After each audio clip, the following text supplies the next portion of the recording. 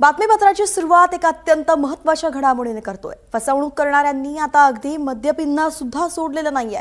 दारूत सुद्धा फसवणूक केल्याचा धक्कादायक प्रकार समोर आलाय आणि म्हणूनच महाराष्ट्रामध्ये मोठ्या ब्रँड्सच्या दारूवरती बंदी घालण्यात आलेली आहे। यामध्ये Old Monk, Antiquity Blue whisky, Royal Challenge whisky आणि बॅक पायपर डिलक्स हे व्हिस्की यांसारख्या नामांकित दारूच्या ब्रँड्सचा समावेश आहे। तर रममध्ये फ्लेवर सुद्धा तसा मिसळवला जायचा, व्हिस्कीमध्ये व्हिस्कीचा फ्लेवर मिसळवला जायचा, जे भारतीय नियमानुसार वापरण्याची परवानगी बिलकुल नाहीये।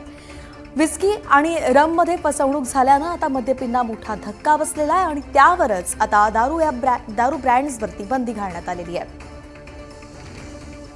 तर एक महत्त्वाचा मोठा निर्णय आपण पाहू शकतो जो घेण्यात आलेला आहे। मोठ्या ब्रँड्सच्या दारूमध्ये आर्टिफिशियल फ्लेवर पाहायला मिळाले आहे। रममध्ये रमचा फ्लेवर, व्हिस्कीमध्ये व्हिस्कीचा फ्लेवर आणि हे सगळं उघडकीस आल्यानंतर आता त्या जे मोठे मोठे ब्रँड्स आहेत जे तुम्ही अनेकदा ऐकलेले असतील त्या सगळ्यांवरती आता कारवाई करण्यात आलेली आहे। त्या दारू ब्रँड्सवरती बंदी घालण्यात आलेली आहे।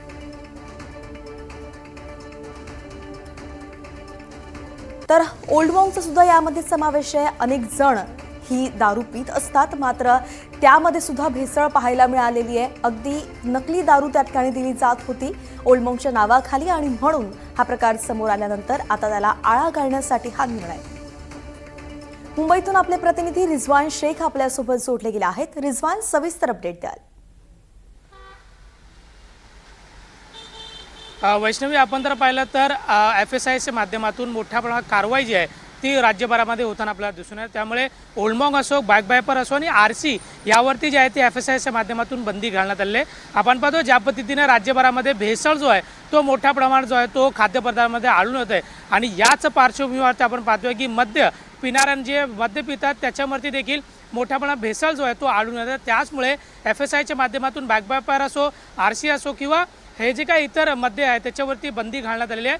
त्यामुळे ज्या पद्धतीने आपण पाहतोय की अनेक ठिकाणी जे आहे ते राज्यभरामध्ये अशा मद्यांवरती मोठ्या प्रमाणात भेसळ जो आहे तो करण्यात येतो आणि अनेक ठिकाणी गोडाऊनमध्ये जे आहे ते मोठ्या प्रमाणात याच मद्यांवरती जो आहे तो भेसळ करून याला मार्केटमध्ये जो आहे तो विकण्यात येतो आणि त्याचमुळे कुठल्याही सर्वसामान्य लोकांचा जीव याच्यामध्ये जाऊ नये, कुठलाही त्रास सहन करावा नये यासाठी जे आहे ते FSIच्या माध्यमातून जे आहे ते बॅक पायपर असो, RC असो या सर्वांवरती जे आहे ते बंदी घालण्यात आलेली आहे। वैष्णवी, धन्यवाद रिजवान, सविस्तर माहिती आपण दिली आहे।